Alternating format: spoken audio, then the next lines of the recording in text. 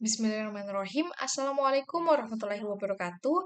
Halo teman-teman semuanya, perkenalkan nama saya Andialia Musra Pasmin dengan NIM H0712411036. Nah, apa kabar hari ini? Semoga semuanya dalam keadaan sehat dan semangat.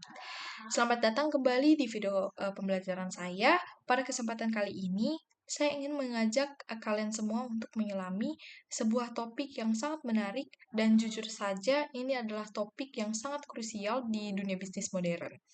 Kita akan membahas tentang salah satu tools atau sistem informasi yang sedang naik daun dan menjadi tulang punggung bagi banyak perusahaan di seluruh dunia. Apa itu? Yap, kita akan membahas tentang Odoo. Mungkin sebagian dari teman-teman ada yang baru pertama kali mendengar nama ini, atau mungkin ada juga yang sudah pernah dengar sekilas tapi belum tahu apa sebenarnya fungsinya. Nah, video ini saya buat untuk memenuhi tugas mata kuliah pengantar bisnis dan manajemen. Namun, saya tidak ingin video ini hanya sekedar menjadi formalitas tugas kuliah saja.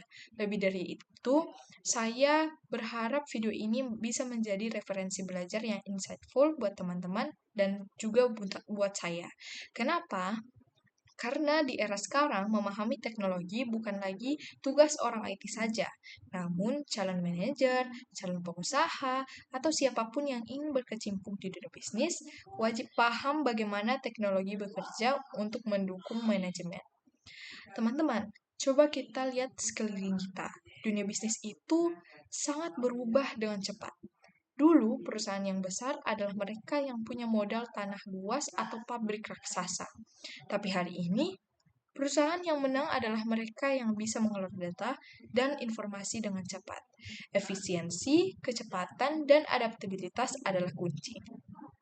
Nah, banyak kasus di lapangan, bahkan perusahaan yang punya produk bagus sekalipun bisa gagal atau bangkrut. Kenapa? Bukan karena produknya jelek, tapi karena manajemen di dalamnya yang berantakan. Stok barang hilang tidak terlacak, laporan keuangan telat berbulan-bulan, atau data pelanggan yang tercecer di mana-mana. Disinilah kita butuh solusi. Dan melalui video ini, kita akan bedah tuntas bagaimana Odoo hadir sebagai solusi sistem ERP atau Enterprise Resource Planning untuk membereskan kekacauan-kekacauan itu. Nah, disclaimer sedikit ya teman-teman, di video ini saya tidak akan melakukan demo teknis atau coding-codingan yang rumit, tapi kita akan fokus pada konsepnya. Kita akan bicara soal pola pikir manajerial, apa itu Odoo, kenapa kita butuh, dan bagaimana dia mengubah cara kita mengelola bisnis. Jadi, siapkan catatan kalian, dan mari kita mulai pembahasannya. Oke, sebelum kita langsung loncat membahas fitur-fitur Odoo, kita perlu step back sebentar. Kita perlu memahami konteks sejarah dan perkembangannya. Mengapa sih sistem informasi itu menjadi kebutuhan pokok? Nah, mari kita bayangkan sebuah skenario sederhana. Anggaplah kita membuka sebuah bisnis kecil-kecilan, misalnya toko sepatu. Di hari pertama, mungkin kita hanya menjual 5 pasang sepatu. Pencatatannya itu cukup gampang. Kita cukup memakai buku tulis atau mungkin secari kertas nota. Hari ini laku 5 pasang, uang masuk sekian, selesai.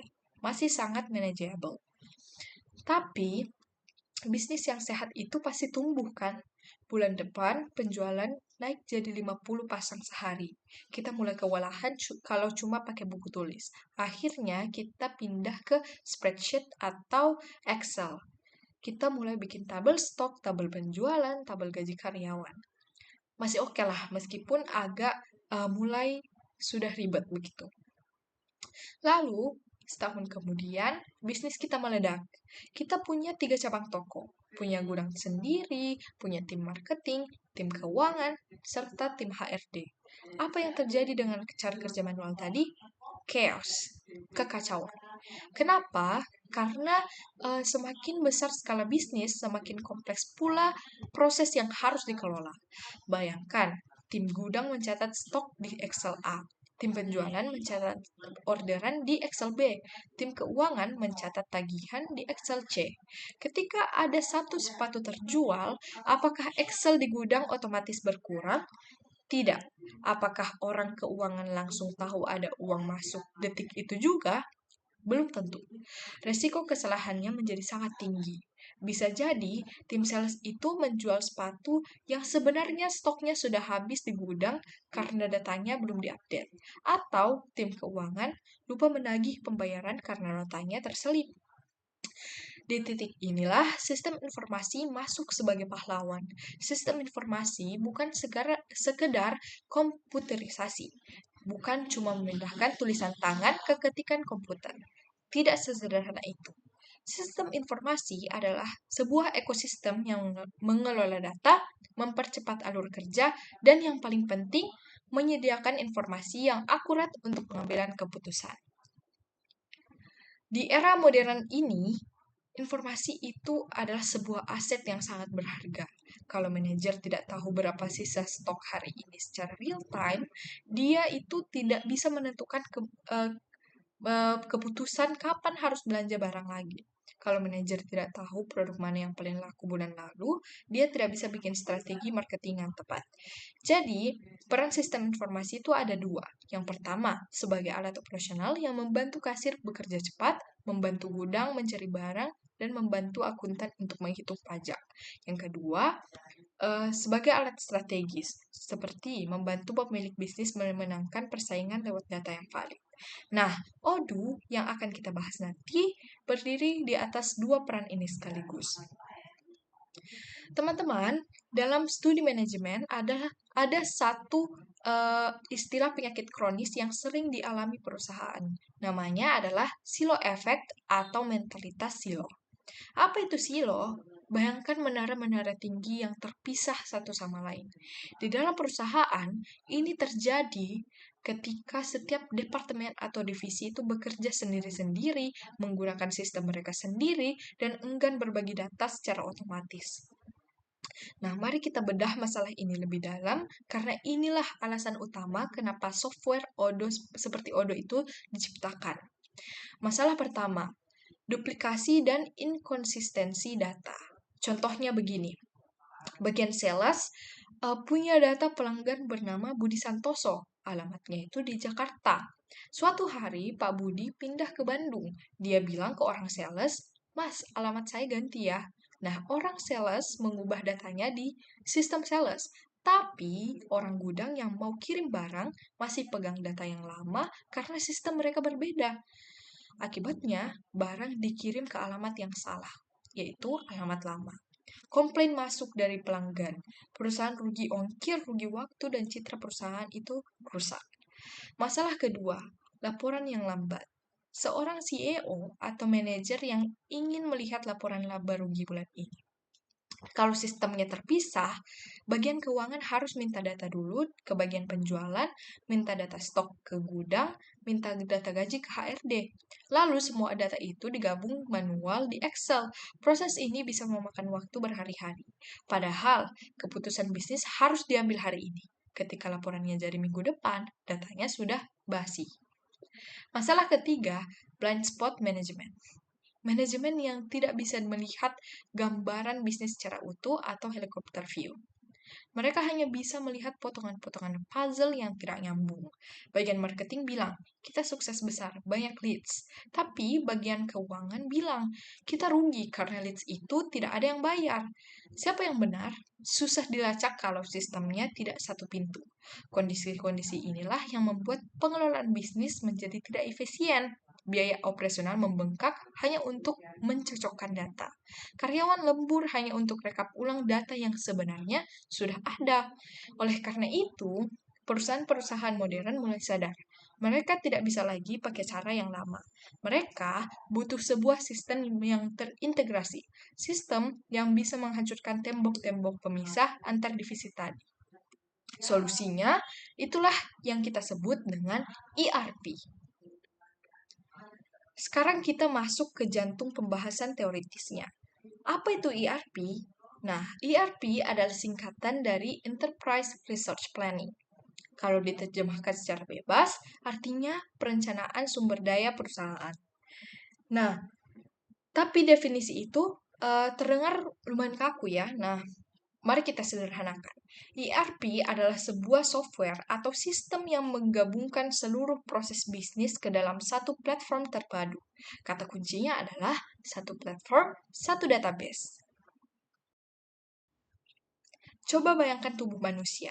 Tangan kita berperan sebagai operasional, bergerak mengambil gelas. Mata kita berperan sebagai monitoring yang melihat isinya. Mulut kita yang berperan sebagai sales, berbicara. Kaki kita yang berperan sebagai logistik yang berjalan. Semua organ itu dikendalikan oleh satu otak pusat. Ketika tangan terluka, otak langsung tahu dan mengirim sinyal sakit. Tidak perlu kirim surat dari tangan ke otak, kan? Nah, ERP bekerja seperti otak manusia itu.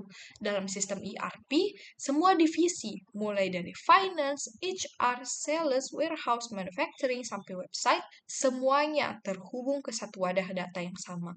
Bagaimana cara kerjanya? Begini alurnya dalam konsep ERP. Ketika tim sales menjual barang dan menekan tombol confirm order, detik itu juga terjadi yang pertama. Sistem di gudang otomatis mendapatkan notifikasi untuk menyiapkan barang. Yang kedua, sistem akuntansi otomatis mencatat piutang atau pendapatan. Yang ketiga, sistem procurement atau pembelian otomatis mengecek, oh stok menipis, apakah perlu pesan ke supplier lagi? Nah, kalian bisa lihat kan perbedaannya, tidak ada lagi kirim-kiriman email manual, tidak ada lagi input ulang data, dan tidak ada lagi human error karena salah ketik. Apa fungsi utamanya bagi manajemen? Dalam ilmu manajemen, kita mengenal fungsi POAC, Planning, Organizing, Actuating, Controlling.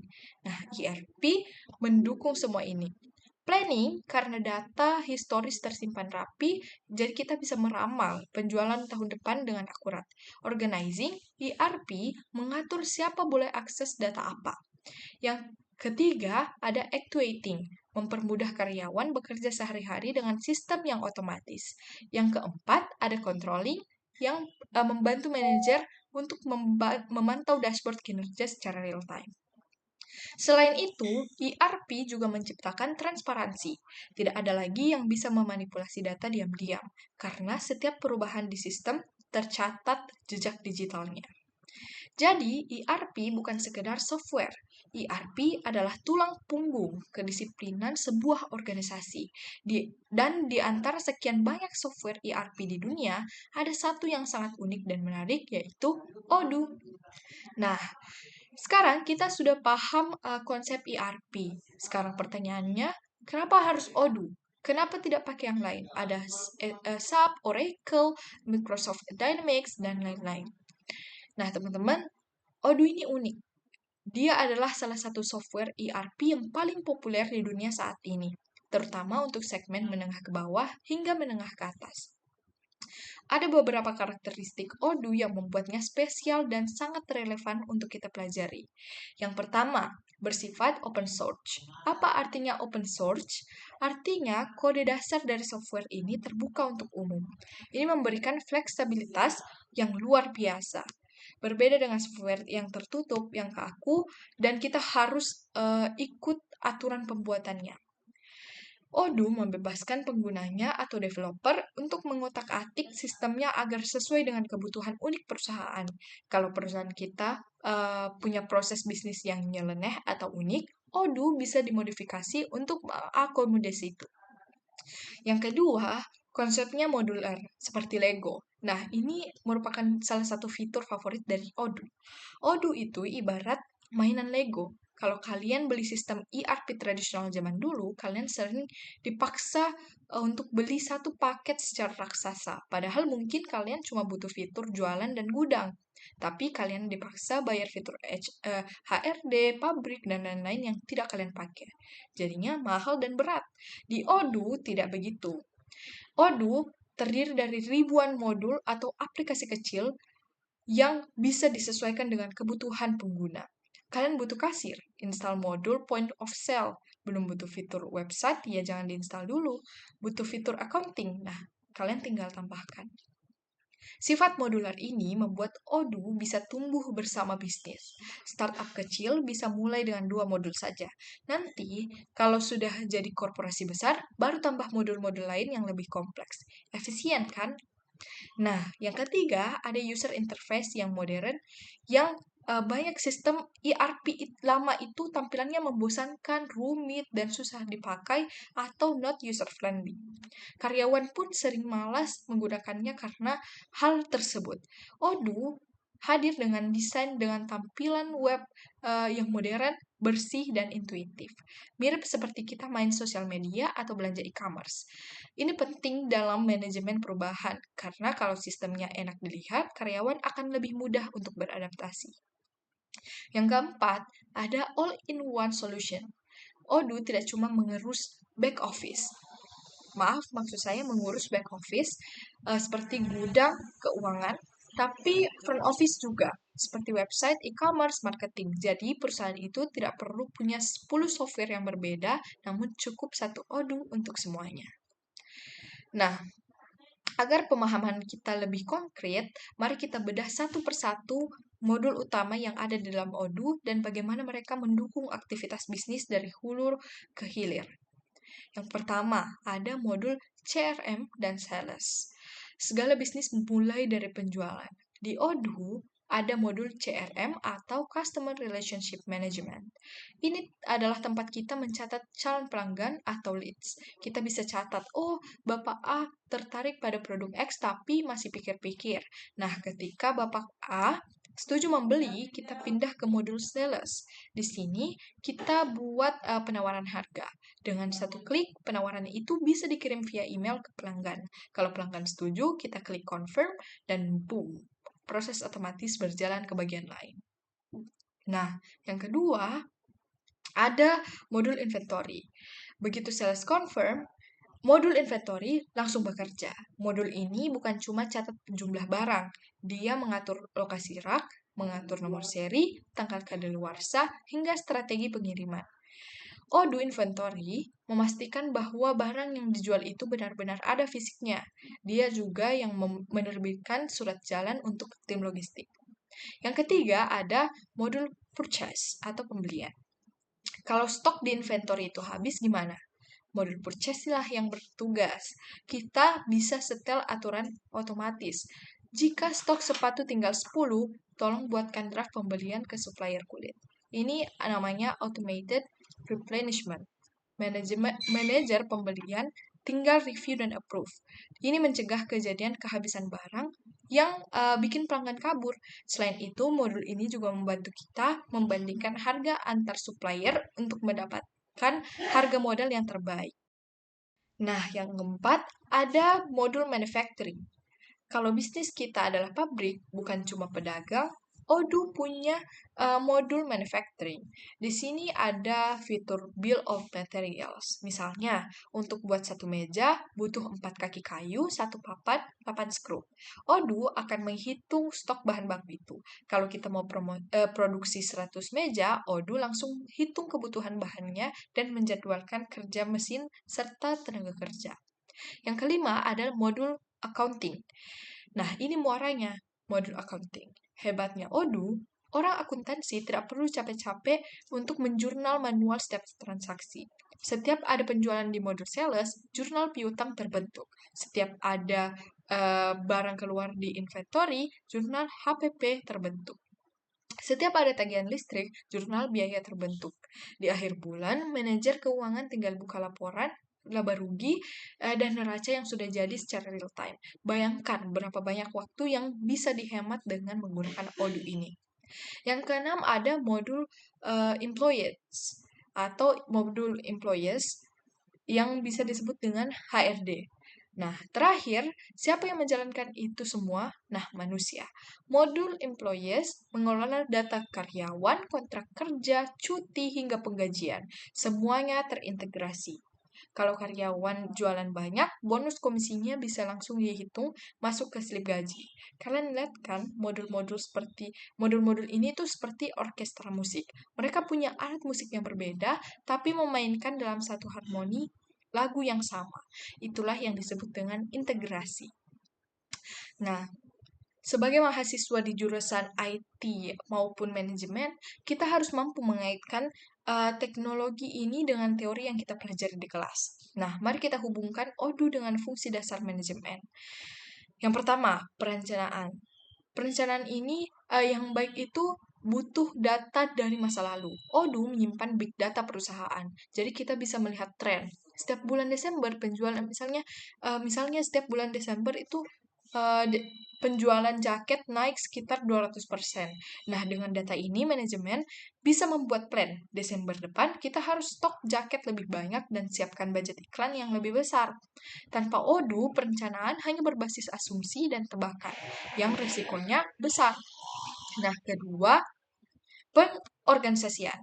Manajemen adalah tentang mengatur siapa melakukan apa. Di Odoo, kita bisa mengatur access rights. Anak magang hanya boleh lihat data dan tidak boleh mengedit. Manager boleh approve diskon dan staf biasa tidak boleh. Struktur organisasi perusahaan tercermin dalam sistem. Ini memastikan pendelegasian wewenang berjalan dengan rapi dan sesuai dengan hierarki. Yang ketiga, ada pelaksanaan. Ini adalah eksekusi harian. Odoo membantu mengarahkan karyawan. Contohnya, di modul gudang, Odoo bisa memberi rute jalan tercepat bagi staf gudang untuk mengambil barang di rak. Atau di modul CRM, Odoo bisa mengingatkan sales seperti, hey, hari ini jadwalmu telepon klien B ya. Nah, sistem menjadi asisten pribadi yang memastikan semua orang bekerja sesuai dengan realnya. Nah, keempat ada pengendalian. Ini yang paling vital. Bagaimana kita tahu bisnis kita sehat? Odoo menyediakan dashboard analitik.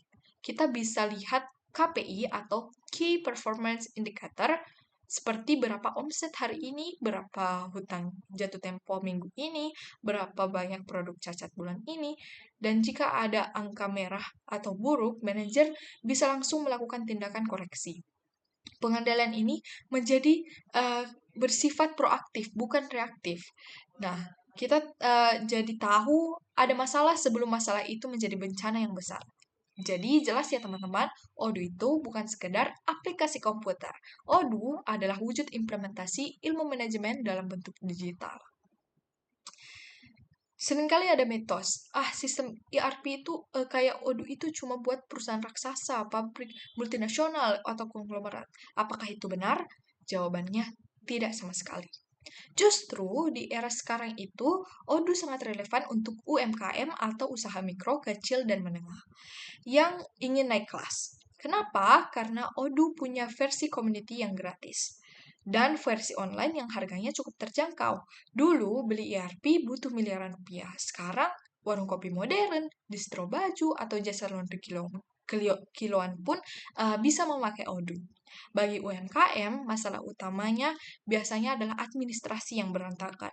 Pemiliknya sibuk jualan, lupa catat keuangan. Hingga akhirnya uang pribadi itu dan uang bisnis itu campur aduk. Dengan Odoo, UMKM dipaksa untuk disiplin. Mau ambil barang, input dulu di sistem. Mau ambil duit kas, catat dulu. Nah, kedisiplinan sistem ini yang membuat UMKM bisa scale up. Investor atau bank akan lebih percaya memberikan modal kepada bisnis yang punya laporan keuangan rapi dari sistem dibandingkan bisnis yang laporan keuangannya itu cuma tulisan di buku lecak. Selain itu, fitur e-commerce di Odoo memungkinkan UMKM langsung punya toko online yang terhubung ke stok gudang. Jadi, UMKM bisa langsung go digital tanpa harus bayar developer web yang mahal. Jadi, Odoo adalah enabler. Dia memampukan bisnis kecil untuk beroperasi dengan gaya profesional layaknya bisnis besar. Nah, ini adalah demokratisasi teknologi. Baiklah teman-teman, jadi kita sudah menempuh perjalanan yang cukup panjang dalam video ini, dari membahas sejarah bisnis manual, masalah silo antar divisi, konsep ERP, hingga bedah fitur Odoo dan kaitannya dengan fungsi manajemen. Setelah pembahasan yang cukup panjang ini, saya berpikir bahwa memang Odoo itu merupakan sebuah software yang sangat luar biasa yang sekarang kita bisa gunakan untuk keperluan manajemen bisnis kita, mulai dari anak muda, dari UMKM, hingga perusahaan yang korporasinya besar. Nah, sebagai penutup, saya ingin merangkum beberapa poin kunci. Yang pertama, bisnis itu butuh integrasi. Nah, seperti yang kita bahas tadi itu, mengelola bisnis yang kompleks tanpa sistem terintegrasi adalah resep sebuah kegagalan dari sebuah perusahaan. Sebagus apapun perusahaannya, jika manajemennya itu kacau atau berantakan, maka perusahaan tersebut akan bisa turun performanya. Yang kedua, Odoo adalah solusi fleksibel. Dengan sifat modular dan open source-nya, Odoo ini cocok untuk berbagai skala bisnis dari UMKM hingga korporasi. Jadi, teman-teman yang baru ingin memulai bisnis, kalian jangan takut karena ada Odoo untuk bisa membantu kita mengembangkan bisnis kita. Nah, yang ketiga, ada teknologi yang mendukung manajemen. Nah, Odoo ini sangat membantu kita melakukan perencanaan, pengorganisasian, pelaksanaan, dan pengendalian dengan berbasis data, bukan hanya sekedar asumsi. Nah, pesan saya untuk teman-teman mahasiswa, terus juga buat diri saya, termasuk diri saya, kita jangan sampai takut dengan teknologi. Jangan kita berpikir bahwa sistem seperti Odoo ini rumit. Nah, justru ini adalah alat yang akan memudahkan karir kita nanti. Entah kita akan jadi manajer profesional atau jadi pengusaha yang membangun bisnis sendiri, pemahaman tentang ERP ini akan menjadi nilai tambah yang sangat luar biasa. Mari kita bedah alasannya lebih dalam agar teman-teman benar-benar melihat value atau nilainya. Pertama, bagi teman-teman yang bercita-cita meniti karir di perusahaan korporat, seringkali lulusan baru atau fresh graduate terjebak dalam pola pikir spesialis sempit. Orang marketing itu hanya peduli tentang jualan, orang akuntansi hanya peduli tentang neraca. Namun, perusahaan modern mencari talenta yang memiliki kemampuan helicopter view. Apa itu? Itu adalah kemampuan melihat bisnis secara menyeluruh dari atas. Ketika kita memahami ERP seperti Odoo, kita otomatis berlatih untuk berpikir holistik. Kita mengerti bahwa keterlambatan input data di gudang akan menyebabkan kekacauan di laporan keuangan. Pemahaman lintas divisi inilah yang jarang dimiliki oleh lulusan biasa. Jika kita mampu menunjukkan pola pikir integratif ini saat wawancara kerja, percayalah kita tidak lagi dilihat sebagai sekadar staf administrasi, melainkan sebagai calon strategic plan partner bagi perusahaan tersebut. Kita bisa dianggap mampu memecahkan masalah, bukan hanya mengerjakan tugas rutin. Kedua, bagi teman-teman yang memiliki jiwa entrepreneur dan ingin membangun bisnis sendiri. Mungkin kalian berpikir, saya kan mau buka usaha sendiri, bebas dong mau pakai cara apa saja cara saya, intinya saya bebas untuk mengelola bisnis saya sendiri. Nah, justru inilah tantangan terbesarnya. Banyak usaha rintisan atau startup gagal melakukan scaling up atau pembesaran skala bisnis. Mengapa? Karena pondasinya itu rapuh.